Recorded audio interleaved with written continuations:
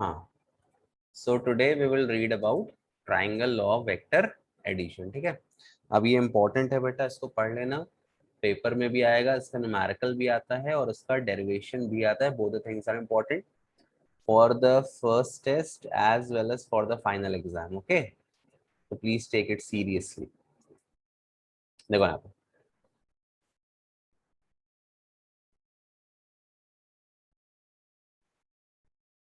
तो पहले अपन स्टेटमेंट देख लेते हैं क्या बोलता है। What does triangle law actually says. Oh shit, hmm इसको मैं रफ कर देता हूँ, इसको भी रफ कर देता हूँ। सी, यहाँ पे ट्राइंगल लॉ का दिया है डेफिनेशन।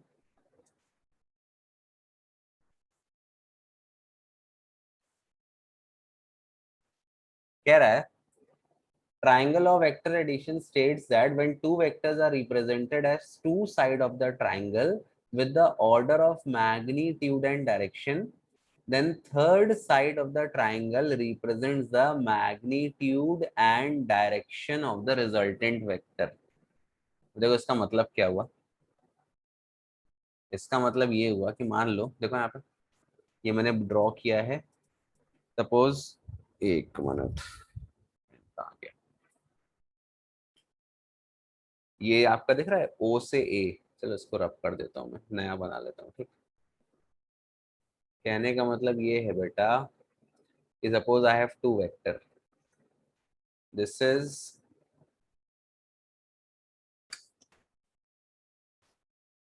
कलर डार्क चाहिए, see, this is a vector A, ठीक, from O to A,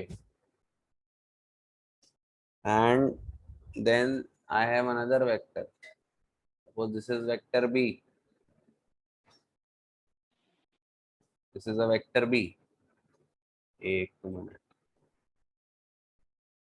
okay, तो it is saying that if two vectors are represented, it is saying that if two vectors are represented in magnitude and direction, ये ऐसा दिया है, O से और ये A से B, ये मान लो वेक्टर P है और ये मान लो वेक्टर Q है। तो कह रहा है if two vectors are represented in magnitude and direction by two sides of a triangle taken in the same order, same order मतलब एक के पीछे एक, डायरेक्शन सेम है, then their resultant is represented by third side of the triangle। third side कौन सा हो गया, या ये closing side OB, taken in the opposite order. कहने का मतलब इनका जो रिजल्टेंट आएगा इसको आप यहां से ज्वाइन कर दो, ये ऐसा लेके इसको आप ज्वाइन कर दो, ओ से लेके बी, ये इसका रिजल्टेंट आर होगा। This is the resultant of the two vectors P and Q. Resultant R will be equal to vector P plus vector Q, ये बोलता है ट्राइंगल लॉ। ठीक है, अच्छा, अब ये तो स्टेटमेंट हो गया, कहानी हो गई। अब you have to find the magnitude of the resultant. Question क्या आएगा, state and proof triangle law. तो प्रूफ में क्या करना है, आपको इस आर का मैग्नीट्यूड निकालना है। अब कैसे निकालोगे, पहले आप ये कंसिडर कर लो कि ये जो दोनों वेक्टर हैं, इसको क्यू में यहाँ लिख देता हूँ, थोड़ा कंफ्यूजिंग हो जाएगा नहीं तो। Let me right this Q over here, this is Q. ठीक है, पहले आप ये मान लो कि ये जो दोनों वेक्टर हैं they are inclined at theta angle. अच्छा, जिसने अभी वेक्टर नहीं पढ़ा, मैं बताना भी भूल गया कि अगर मान लो दो वेक्टर्स के बीच के एंगल की बात होती है, तो मान लो यहाँ पर एक वेक्टर है, ये जैसे ये एक वेक्टर है, ठीक है, इसका डायरेक्शन ये है, और यहाँ पे ये दूसरा वेक्टर है, suppose this is vector A and suppose this is vector B. अब किसी ने कहा कि इनके बीच का एंगल बताओ, तो जनरली बच्चे क्या करेंगे, ये एंगल बता देंगे कि भाई ये एंगल थीटा है इनके बीच का, बट ये गलत है, ये एंगल नहीं है। ध्यान रखना, अगर आपको दो वेक्टर्स के बीच का एंगल बताना है तो जो उनका पॉइंट ऑफ कन्वर्जेंस है, जहाँ पे वो मिल रहे हैं, कहाँ पे मिल रहे हैं, यहाँ पे देखो, यहाँ पे ये दोनों मिल रहे हैं पॉइंट ओ पर। तो पॉइंट ओ पर या तो दोनों पास आए या तो दोनों दूर जाएं। ऐसा नहीं कि एक वेक्टर पास आ रहा है और एक वेक्टर दूर आ रहा है, ऐसा पॉसिबल नहीं है, तब आप एंगल नहीं निकाल सकते। जिस पॉइंट पे वो कन्वर्ज हो रहे हैं, either they should meet at that point और दे शुड गो अवे, या डायरेक्शन ऐसा है या डायरेक्शन दूर जाए। ऐसा नहीं कि एक आ रहा है और एक जा रहा है। तो क्या करेंगे यहाँ पे देखो, अब ये ए ओ की तरफ आ रहा है, वेक्टर है ना, और वेक्टर भी इससे दूर जा रहा है, तो दोनों का भी सेम चीज तो नहीं हो रही। तो इसको मैं एक्सटेंड कर दूंगा, इसका डायरेक्शन ए का, इसको मैं ऐसे एक्सटेंड कर सकता हूँ, ये इसका डायरेक्शन है, और इसको मैं लिख सकता हूँ वेक्टर है ना, इसको मैंने लंबा कर दिया डायरेक्शन को। भाई वेक्टर तो कहीं तक जा सकता है, वो तो बस मैंने उसको वहां तक माना है। तो अब देखो ध्यान से, ये वेक्टर भी दूर जा रहा है, यहाँ से वेक्टर ए भी दूर जा रहा है, तो ये इनके बीच का एंगल आएगा थीटा, ध्यान रखना। तो या तो दोनों वेक्टर उस पॉइंट पे कन्वर्ज हो, या तो दोनों वेक्टर उस पॉइंट पे डाइवर्ज हो, वही एंगल होता है। ऐसा नहीं कि एक आ रहा है एक जा रहा है, अगर ऐसा दिया है तो आपको या तो उनको कन्वर्ज करवाना पड़ेगा या तो आपको डाइवर्ज करवाना पड़ेगा। क्लियर है ये चीज टू एवरीवन, कैसे निकालना है angle? If it is clear please raise your hands. Clear है सभी को? हम्म तो इसी प्रकार बेटा, अगर इस क्वेश्चन की अपन बात करें जो अपने को प्रूफ करना है, ट्राइंगल लॉ, यहाँ पर देखो क्या होगा।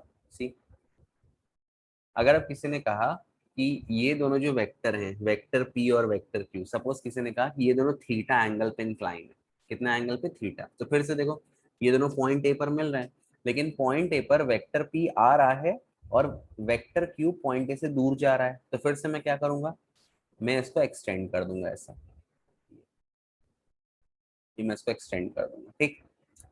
तो इतना एक्सटेंड करना है, एक चीज ये करनी है। दूसरी चीज, अच्छा, ये एंगल फिर आ जाएगा, this will be the angle theta. Okay, clear है ये चीज, इसको मैं इस तरफ एक्सटेंड कर दूंगा। अच्छा, अब देखो ध्यान से, मुझे वेक्टर आर निकालना है, उसका मैग्नीट्यूड निकालना है।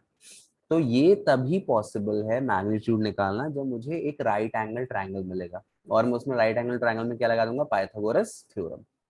तो मैं क्या करूंगा, ये जो अभी ये ट्राइंगल राइट एंगल नहीं है, यहां से मैं बी से एक परपेंडिकुलर ड्रॉ कर दूंगा, ये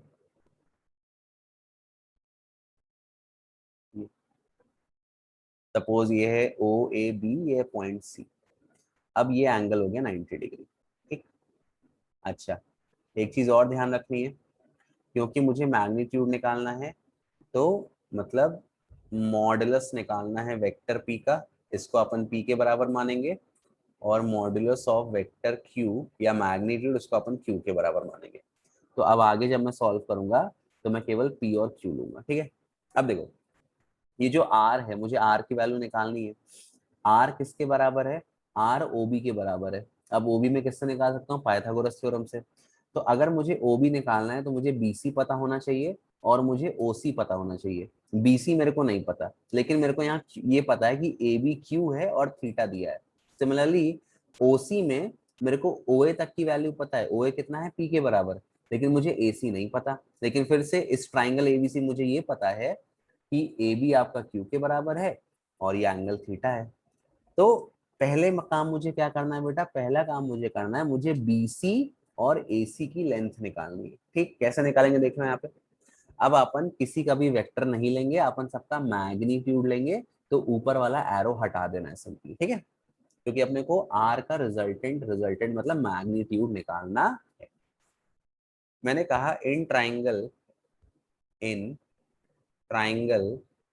ए B C, A B C मैंने ले लिया, या ए सी भी कह दो, सी पे राइट एंगल है, कोई भी ले, कोई दिक्कत नहीं। पहले मुझे बी सी निकालना है। बी सी क्या है? इस ट्राइंगल का परपेंडिकुलर। ए बी क्या है? हाइपोटेनस। परपेंडिकुलर अपॉन हाइपोटेनस क्या होता है? Sine theta. तो मैंने लिखा sine theta is equal to, perpendicular कितना है? बी सी, और हाइपोटेनस कितना है? ए बी, और ए बी किसके बराबर है? क्यू के बराबर। तो इम्प्लाइज बी सी मुझे कितना मिल गया? बी सी मुझे मिल गया क्यू साइन थीटा। इसी प्रकार अब मुझे ए सी निकालना है। ए सी इस ट्राइंगल का बेस है और ए बी या क्यू आपका हाइपोटेनस है। तो फिर मैं लगा दूंगा कॉस थीटा। कॉस थीटा कितना आ जाएगा? बेस, बेस कितना है? A C. Upon hypotenuse, hypotenuse A B है, ए बी किसके बराबर है, क्यू के। तो ए सी कितना आ गया, क्यू कॉस थीटा। अब आपको ये वैल्यू याद कर लेनी है, बी सी कितना है, बी सी है क्यू साइन थीटा, और ए सी कितना है, ए सी है क्यू कॉस थीटा। ठीक है, थोड़ा सा मैं इसको यहीं पे रब कर रहा हूँ, बाद में मैं वीडियो अपलोड कर दूंगा, क्योंकि मेरे को यहीं सॉल्व करना है। ठीक है, तो ये आपको वैल्यूज मिल गई। अब देखो अब आगे कैसे सॉल्व करना है। अब फिर से आप वहाँ एग्जाम में ऐसा मत कर देना, मेरे पास स्पेस कम है इसलिए मैं ऐसा कर रहा हूँ। ठीक है, नहीं कि लिख के काट दो, सर ने मिटा दिया तो मैं भी मिटा दूंगा। देखो यहाँ पे अब मुझे लगानी है पाइथागोरस थ्योरम। ठीक है, मुझे क्या निकालना है, मुझे आर निकालना है, आर का मैग्नीट्यूड निकालना है। तो लगा दो इन ट्राइंगल एबीसी, क्या मिलेगा पाइथागोरस थ्योरम से, OB, OB square is equal to OC square plus BC square. ये चीज आपको मिल गई। ओबी किसके बराबर है बेटा, आर के, तो ये हो गया R square is equal to, अब ध्यान से देखो ओसी किसके बराबर है, ओसी बराबर है ओ ए प्लस ए सी के बराबर का होल स्क्वायर, प्लस बीसी किसके बराबर है, बीसी है क्यू साइन थीटा का होल स्क्वायर। ठीक, R square is equal to, अब वैल्यू पुट करो, ओ ए किसके बराबर है, पी के, केवल मैग्नीट्यूड पुट करना है, वेक्टर वाला साइन पुट नहीं करना, प्लस ए सी कितना दिया है, क्यू कॉस थीटा का होल स्क्वायर। अच्छा, इसको सॉल्व करेंगे कितना आ जाएगा, ये आ जाएगा Q square sine square theta. आगे क्या मिलेगा, R square is equal to, ये हो जाएगा A square, A plus B का होल स्क्वायर लगा दो, ठीक है, plus B square plus two A B, यही फॉर्मूला होता है, ए स्क्वायर, ये ए है ये बी है, A square plus B square plus two A B. ठीक है, प्लस यहाँ पे कितना है, Q square sine square theta. अब ये आपको मिल गया R square is equal to, ये Q square cos square theta और Q square sine square theta, put them together, तो this will be equal to P square plus, मैं थोड़ा ऐसा लिख दे रहा हूँ, ठीक है, क्यू मतलब कैसा, क्या Q square cos square theta. अच्छा, दोनों में कॉमन क्या आ जाएगा, दोनों में कॉमन है क्यू स्क्वायर, तो क्यू स्क्वायर में कॉमन ले लेता हूँ, अंदर बचेगा cos square theta plus sign square theta plus two P Q cos theta. ठीक है, इतना आ गया। अब ये cos square theta plus sign square theta कितना होता है बताओ, what is the value of cos square theta plus sign square theta, I 1। Okay okay, तो इसको 1 पुट कर दो, तो ये आपको मिल गया R square is equal to P square plus Q square plus two P Q cos theta. ये आपको आंसर मिल जाएगा, R will be equal to under root of P square plus Q square plus two P Q cos theta. आ गया आपका answer. This is the resultant of two vectors p and q that are inclined at an angle theta। इसको लिख लेना, this is very important, आपके paper में आएगा ये पक्का। ठीक, बन जाएगा सभी को। कैसे करना है, बहुत सिंपल है, कोई रॉकेट साइंस नहीं है, बेसिक है एकदम। Is it clear? हम्म, सभी को। तो this is the formula of resultant of two vectors inclined to each other at an angle theta. अब देखो ना, यहाँ पे तो वेक्टर पी और क्यू दिया है, क्वेश्चन में आपको कुछ भी, कोई भी फोर्स दे देगा, कुछ भी दे सकता है, तो उसको आपका रिजल्टेंट निकालना पड़ेगा। ठीक है, अच्छा, अब इसके बाद एक छोटा सा टॉपिक और बचा है। अब इसके बाद देखो, अपने को ये तो पता है कि दोनों वेक्टर्स के बीच का एंगल थीटा है, और अपना रिजल्टेंट का मैग्नीट्यूड आ गया, लेकिन किसी ने ये पूछ लिया कि रिजल्टेंट का डायरेक्शन क्या है, तो कैसे बताओगे।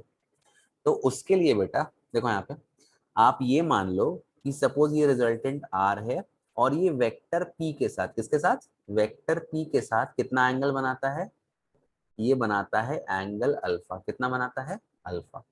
ठीक, तो फिर से आप ले लो। अब अपन क्या निकाल रहे हैं, लिख लेना टॉपिक, अपन निकाल रहे हैं direction of resultant vector with p। लिख लेना, we are finding the direction of resultant vector with p। तो आप ले लेना इन ट्राइंगल ओ, मतलब ओ बी सी, फिर से वही ले लेना है ओ बी सी। अरे यार सॉरी, यहाँ पे ए बी सी मत लेना है, सॉरी सॉरी, मैंने देखा नहीं ध्यान से, ओ बी सी ले लेना। Okay, sorry for that. हाँ, तो फिर से अपने को ले लेना है in triangle O B C. तो क्या मिलेगा ट्राइंगल ओबीसी में, देखो यहाँ पे आप लगा दो tan अल्फा। क्या लगाना है, tan अल्फा। अब tan का फॉर्मूला क्या होता है, परपेंडिकुलर अपॉन बेस। परपेंडिकुलर क्या है, BC, बेस क्या है, OC। तो tan अल्फा हो गया BC, BC कितना दिया है, Q sine theta, upon OC कितना है बेटा, OC है OA प्लस AC। OA किसके बराबर है, PK, प्लस OC किसके बराबर है, Q cos थीटा के। आ गया आपका आंसर। तो अगर कभी पूछ ले कि भैया रिजल्टेंट कितना एंगल बना रहा है किसी वेक्टर के साथ, तो मान लो जैसे मैंने वेक्टर P लिया, तो यहाँ पे बस P इकलौता आएगा और बाकी ऊपर Q को साइन थीटा, यहाँ पे Q cos थीटा। मान लो जस्ट सपोज क्वेश्चन बोल देता कि रिजल्टेंट R Q के साथ कितना एंगल बना रहा है, तो फॉर्मूला क्या आ जाता, यहाँ पर P की जगह Q आ जाता और Q की जगह P आ जाता। इतना, ये चीज क्लियर है सभी को। जब P के साथ बनाएगा तो P इकलौता यहाँ और Q के साथ एंगल लेना है, और बोल दिया कि Q के साथ रिजल्टेंट कितना एंगल बनाएगा, तो Q को यहाँ पे P से रिप्लेस कर देना, यहाँ पे Q आ जाएगा। जिसके साथ बना रहा है वो इकलौता रहेगा, सिंगल, है ना, सिंगल एंटिटी। क्लियर है सभी को, शिवर्ष, अविरल। तो ये क्या अपन ने अल्फा क्या निकाल दिया, tan alpha, it is direction of the resultant made with vector p। Okay, चलो बन जाएगा इतना, आगे बढ़ते हैं। अच्छा, वही चीज दी थी। अब इसके अपन करते हैं कुछ क्वेश्चन, ठीक है। वेट, लिखो एक question. somebody has done me a call, Arnav. Write one question बेटा, लिख लो क्वेश्चन कॉपी में, एक मिनट ना।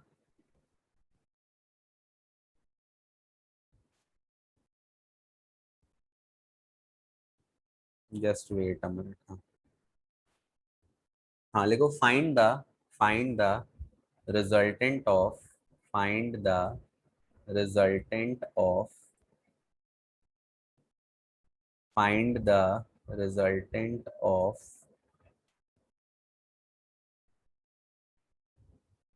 two vectors, find the resultant of two forces, कर लो, two forces of 5 Newton and 7 Newton, two forces of 5 Newton and 7 Newton inclined to each other at an angle of inclined to each other at an angle of 60 degree। करो, find the resultant of two forces of 5 and 7 Newton inclined to each other at an angle of 60 degree। बताओ कितना answer आएगा।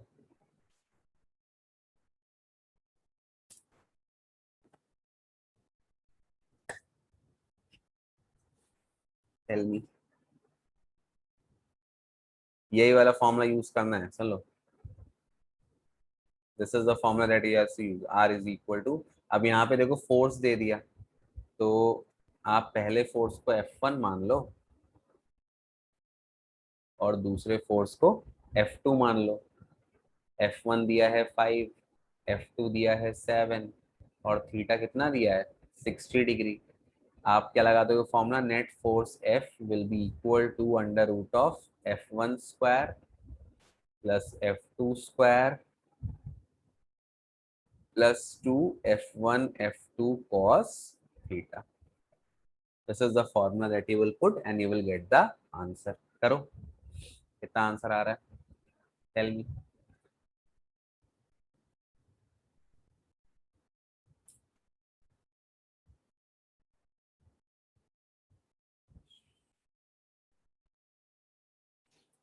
अनुज, कीर्ति, साक्षी, सुदीशा, कृतिका.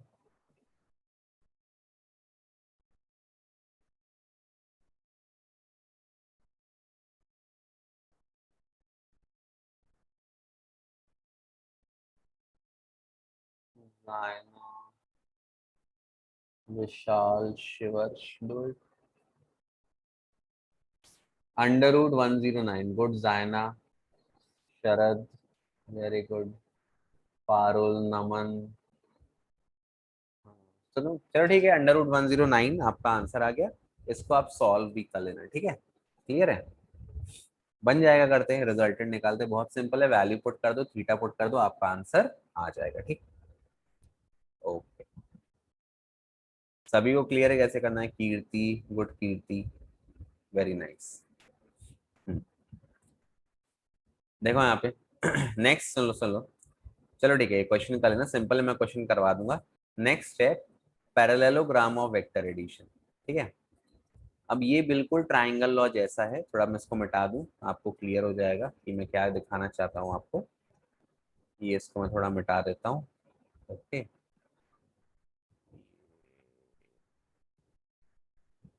मिटा दिया मैंने. ठीक. अब next proof करना है पैरेललोग्राम ऑफ वेक्टर एडिशन, और इसमें भी अपने को रिजल्टेंट निकालना है. अब ये बिल्कुल सिमिलर है ट्राइंगल लॉ को. जिसको ट्राइंगल लॉ बनता है उससे पैरेललोग्राम लॉ तुरंत बन जाएगा. ठीक, कैसे बन जाएगा देखो यहाँ पे. I am telling you. ये ये देखो.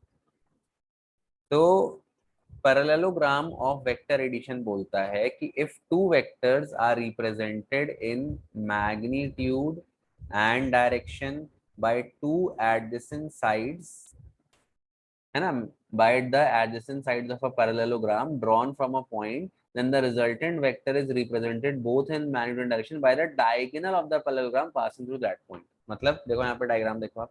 इसका मतलब क्या है पूरी कहानी का. ये एक वेक्टर है, ये देखो डायग्राम इसने पूरा कंप्लीट कर दिया है. ये ऐसा है कि ये एक वेक्टर है ओ ए. ओ ए को अपन ने डिनोट किया है वेक्टर पी से. और ये दूसरा वेक्टर है ओ डी, इसको अपन ने डिनोट किया है क्यू से. ये दोनों एडजेसेंट साइड हैं पैरेललोग्राम के. तो इनका जो रिजल्टेंट है वो डायगोनल से शो होगा.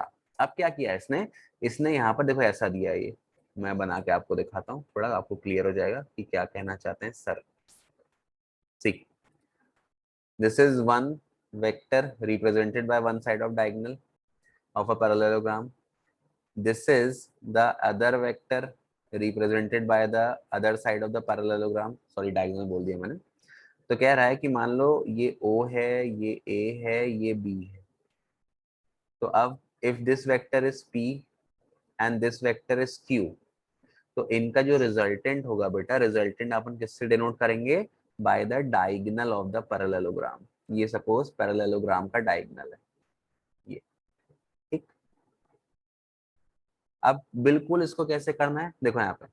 आपको पता है ट्राइंगल और पैरेललोग्राम के जो अपोजिट साइड होते हैं वो क्या होते हैं? इक्वल और पैरेलल होते हैं. तो अगर ये ओ बी क्यू के बराबर है, और यहाँ पर अगर मैं इसको ऐसा ज्वाइन कर दूं, ये हल्का सही नहीं बना बट समझ जाना. ठीक है.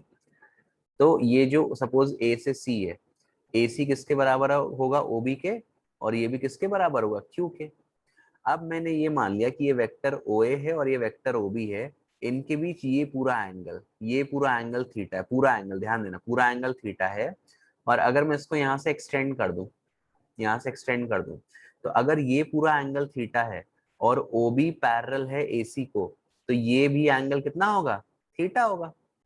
यहाँ पे कौन सी प्रॉपर्टी लगी? क्लास 9th में पढ़ा होगा आप लोग ने. ये एंगल इक्वल क्यों है? कौन से एंगल है ये? एंगल बी ओ ए और एंगल सी ओ. इसको कुछ नाम दे दो. ये ट्राइंगल कंप्लीट कर दो, इसको कुछ नाम दे दो, डी दे दो. कौन सा बताओ बेटा, नाम बताओ, कौन से एंगल है ये? BOA और CAD कौन से एंगल है? बताओ कीर्ति, अनुज, इतना मैथ पढ़ा आप लोग ने क्लास 9th में यार। Corresponding angle, very good Shahid. हाँ, अब सुन लो, अब कुछ नहीं करना। ये आपका रिजल्टेंट आर है, OC, आपको आर निकालना है। ये पूरा ट्राइंगल तो हो गया है ना, ये CD हो गया। CD कितना आ जाएगा, मैंने बताया था, Q साइन थीटा। फिर AD कितना आ जाएगा, Q कॉस थीटा। फिर आपको पूरा ट्राइंगल लॉ अप्लाई कर देना है। समझ गए मेरी बात? तो जिसको ट्राइंगल लॉ बनता है उससे पैरेललोग्राम लॉ भी बन जाएगा। क्लियर है सभी को? बन जाएगा अगर सॉल्व करते। फिर आप ले लेना इन ट्राइंगल OCD। कौन सा ट्राइंगल लोगे? OCD। क्या कर दोगे? OC square is equal to OD square plus CD square. और आपका आंसर भी वही आएगा, आंसर चेंज नहीं होगा, ध्यान रखना। बस वहां पे ट्राइंगल दिया था, यहाँ पे पैरेललोग्राम दे दिया, आपका आंसर उतना ही आएगा। R will be equal to √P square plus Q square plus 2PQ cos theta. बन जाएगा सभी से? बन जाएगा तो प्लीज रेज योर हैंड्स। बताओ बेटा, बन जाएगा? कृतिका को बन जाएगा, पारुल, नमन, शरद, संकल्प। तो कंस्ट्रक्शन कर देना है और सॉल्व कर देना है, इसके अलावा इसमें कोई रॉकेट साइंस नहीं है। क्लियर है चीज? तो अभी ये आपके लिए होमवर्क है, आज बैठ के इसको घर में ट्राई करना। दोनों इंपॉर्टेंट है, बता रहा हूँ, एक एग्जाम में पक्का आएगा। ठीक? हर साल आता है, it is a patent question. चाहे कोई भी स्कूल में पढ़ते हो आप, चाहे आप दुनिया में कहीं भी रहते हो, it is a very important topic. Okay, आगे बढ़े। चलो, चलो एक फिर क्वेश्चन कर लेते हैं आपके लिए, आपके कहने पर।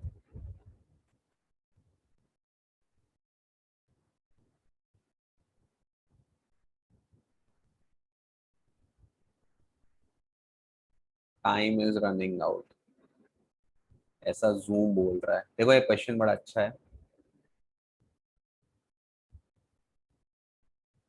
क्वेश्चन कह रहा है, सी,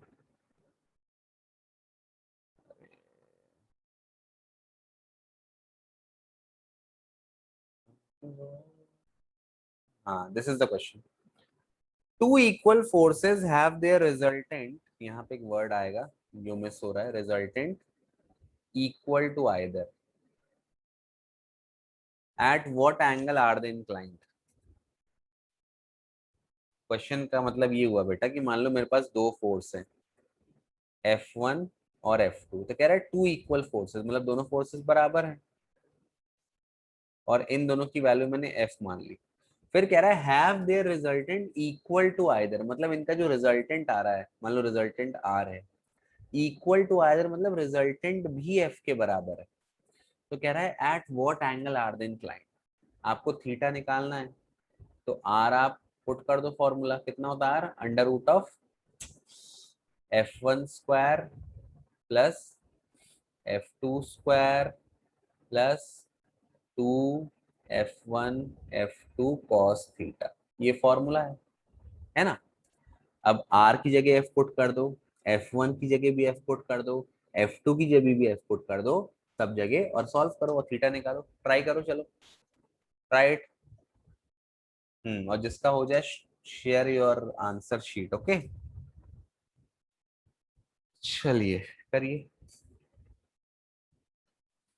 तब तक मैं, ये पानी बहुत गर्म है। हाँ, do it, I am coming in 1 minute. Last,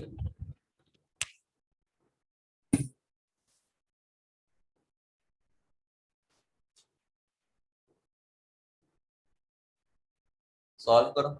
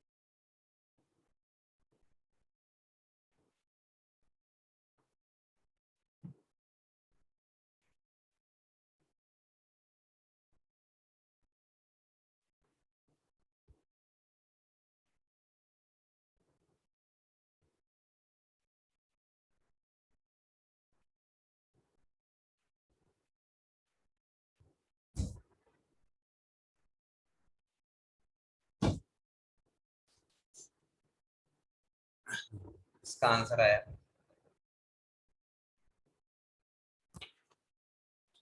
किसी का आंसर नहीं आया।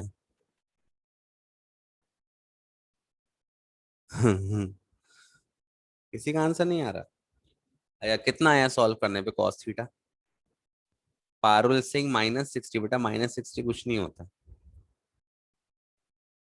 -60 डिग्री कोई एंगल नहीं है पारुल। कीर्ति सिंह 120। हाँ, वन सुन लो, तुम्हारी गलती नहीं है। तुम लोग ने अभी ट्रिग्नोमेट्री नहीं पढ़ा है, मतलब लास्ट ईयर आपने जो ट्रिग्नोमेट्री पढ़ा है वो कौन सा पढ़ा है? केवल 90 माइनस थीटा वाला पढ़ा है ना, 90 प्लस थीटा आपने नहीं पढ़ा। तो चलो ठीक, इसको अपन सॉल्व करते हैं। Wait, let me drink some water. सबने सॉल्व किया। कॉस थीटा की वैल्यू कितनी आई है? कॉस थीटा कितना है ये बताओ। एंगल वन बताओ। Cos theta is equal to कितना आया? कोई वैल्यू आई होगी ना, 1/2, 1/2, 3/4। कॉस थीटा कितना आया? सुदीशा इज सेइंग -1/2। हाँ ठीक है, गुड सुदीशा। एंड -1/2 होता है 120 डिग्री कॉस का, ठीक है। अब आपने ट्रिग्नोमेट्री नहीं पढ़ा और मैं पढ़ाऊंगा भी नहीं, क्योंकि वो आपका मैथ का टॉपिक है। But I am telling you कि देख लो, जिसको नहीं बना कैसे सॉल्व करना है यहाँ पे। आप हर जगह एफ पुट कर दो। F is equal to √(f1)² मतलब f²। f2 भी f के बराबर है, plus 2 time of f1 into f2। तो f इंटू एफ क्या आ जाएगा? f² cos theta. ठीक है, दोनों साइड स्क्वायर कर दो तो ये हो जाएगा f² is equal to f² plus f² 2f² plus 2f² cos theta. f² is equal to, अब यहाँ पे कॉमन क्या आ जाएगा बेटा? यहाँ पे कॉमन आ जाएगा 2f²। अंदर क्या बचेगा? 1 प्लस कॉस थीटा। ठीक, f² कैंसिल हो गया, यहाँ बचा 1। ये 2 नीचे आ गया, आपको मिला 1/2 is equal to 1 plus cos theta. ये 1 इधर जाएगा तो -1 हो जाएगा। तो कहने का मतलब आपको मिला कॉस थीटा मिला 1/2 -1 विच इज इक्वल टू -1/2, है ना। अब ट्रिग्नोमेट्री में, हाँ, आप एक चीज याद रखना, ऑल शुगर टी कॉफी, ये 4 क्वाड्रेंट होते हैं, है ना। ये फर्स्ट क्वाड्रेंट है, ये सेकंड क्वाड्रेंट है, ये थर्ड क्वाड्रेंट है, और ये फोर्थ क्वाड्रेंट है।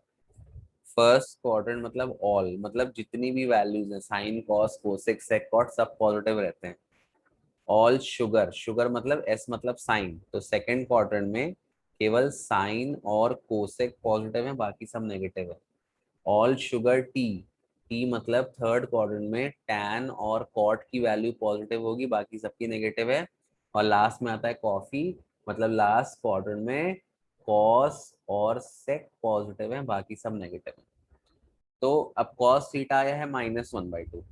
तो ऑब्वियस सी बात है, -1/2 है तो फर्स्ट क्वाड्रेंट तो नहीं हो सकता, क्योंकि फर्स्ट क्वाड्रेंट में तो सभी पॉसिबल है। अब सीधे आप सेकंड में जंप करो। सेकंड में केवल कौन पॉजिटिव है? साइन और कोसेक। और कॉस यहाँ पर नेगेटिव आ रहा है, मतलब कॉस आपका सेकंड क्वाड्रेंट में लाई करता है। ठीक है, अब सुन लो, आपने वो पढ़ा होगा, कॉस 90 माइनस थीटा कितना होता है? ये साइन थीटा पढ़ा था लास्ट ईयर। अब जब सेकंड क्वाड्रेंट में जाएंगे बेटा, तो उसमें लग जाएगा कॉस ऑफ 90 प्लस थीटा। क्या लग जाएगा? कॉस ऑफ 90 प्लस, भाई इतना ही 90 हो गया, है ना, ये इतना 90 हो गया। और सपोज ये थीटा है, तो 90 प्लस थीटा नहीं आएगा। तो यहाँ पे कॉस ऑफ 90 प्लस थीटा लग जाता है, और कॉस ऑफ 90 प्लस थीटा होता है माइनस साइन थीटा। तो ये जो -1/2 आपकी वैल्यू आई है, ये अपने को इससे सॉल्व करना पड़ेगा। तो खैर कोई बात नहीं, आप ये रट लो अभी फॉर द टाइमिंग, तो ट्रिग्नोमेट्री काफी वास्ट हो जाएगा। ये जो -1/2 होता है, ये कॉस में किसके बराबर होता है? 120 डिग्री के बराबर होता है। अब आप करके देख भी सकते हो, देखो यहाँ पे कॉस 90 प्लस, मान लो मैंने थीटा को रखा 30, 90 प्लस 30 120 होगा ना। कॉस ऑफ 90 प्लस 30 कितना आएगा? -sin 30। और माइनस साइन 30 कितना होता है 1/2, तो ये 90 + 30 120, और ये कितना आ रहा है -1/2। तो मतलब खैर मेरे को तो रटा हुआ है, बट आपको थोड़ा पढ़ना पड़ेगा मैथ में। तो अभी फॉर द टाइमिंग आप याद कर लो कि -1/2 cos 120 होता है। जब आप ट्रिग्नोमेट्री पढ़ोगे तो आपको क्वेश्चन ज्यादा क्लियर हो जाएंगे, ठीक है। चलो फिर आज के लिए इतना काफी है। Today we have read about triangle law and parallelogram law, एक दो क्वेश्चन अपन ने कर लिए। कल अपन पढ़ेंगे डॉट प्रोडक्ट, फिर क्रॉस प्रोडक्ट, फिर प्रोजेक्टाइल मोशन, और फिर ये चैप्टर खत्म हो जाएगा। उसके बाद नेक्स्ट चैप्टर स्टार्ट करेंगे, ठीक है। तो that's all for today. Parallelogram law को रिवाइज कर लेना, और मतलब कॉपी में खुद से ट्राई करने का, नोट्स बनाते हैं और प्रॉपर, ठीक है।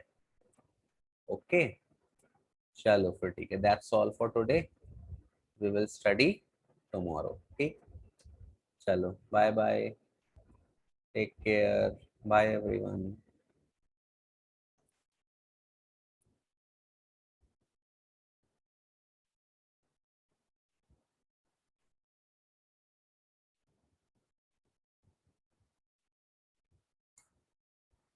Bye bye, go join your next class. Thank you Kritika, welcome Kritika.